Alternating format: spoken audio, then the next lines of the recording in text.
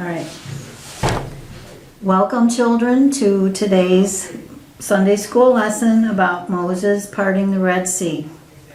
God, please put the right words in these teachers' mouths, and also let the children listen to your word and help it to go into their hearts. As soon as Pharaoh set them free, the Hebrew slaves set off in a hurry to leave Egypt. They took with them all their belongings, plus the gold, silver, and gifts the Egyptians had given them. God did not lead them along the coastal road towards the lands where the Philistines lived.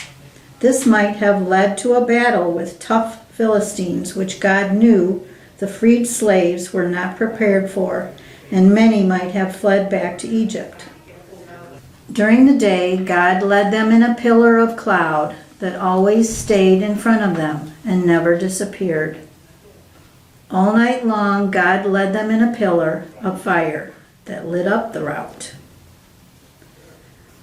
Eventually, God led them to the shore of the Red Sea, where they camped. Meanwhile, just as God had warned Moses, Pharaoh and the Egyptians changed their minds and wanted the Hebrews back as their slaves.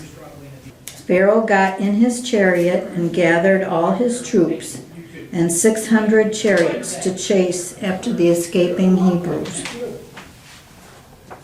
When the escaping people saw the troops approaching, they cried out in fear.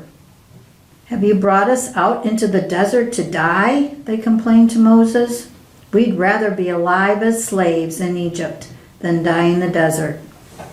"Don't be afraid," replied Moses. "Stand firm and see how God is going to deliver you. The Lord is going to fight for us, and you will never see the Egyptians again." "Tell the people to move forward towards the Red Sea," God told Moses. "Then hold your staff high and stretch out your hand over the sea to divide it, so they can cross it on dry land." Moses obeyed. The freed slaves watched as the pillar of cloud that had been leading them moved between them and the chasing Egyptians. That night they were in light and the Egyptians were in darkness. God drove the sea back with a strong east wind and turned it into dry land. The people crossed through the sea with a wall of water on either side of them. The Egyptians tried to chase after them, but God jammed the wheels of their chariots, and there was confusion among the troops. "God is fighting against us," they yelled. God then told Moses to raise his hands over the sea. At daybreak, the walls of water collapsed and the dry path disappeared. The whole army of Pharaoh were swept away. No one survived.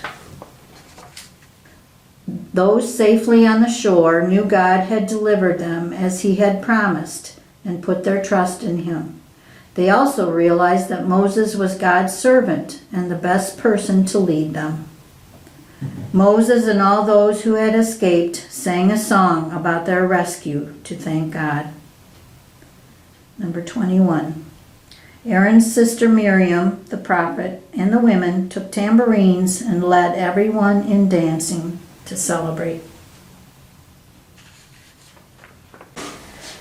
Let's close in prayer. Dear God, help us to trust you when we are scared or don't know what we should do. Remind us that you are always with us and will guide us to do the right thing. Amen.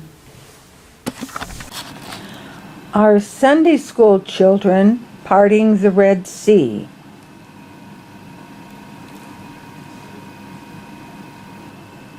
Next,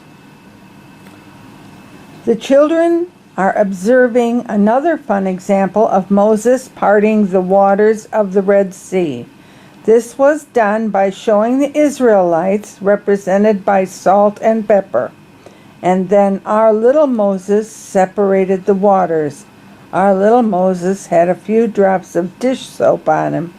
The water immediately separated.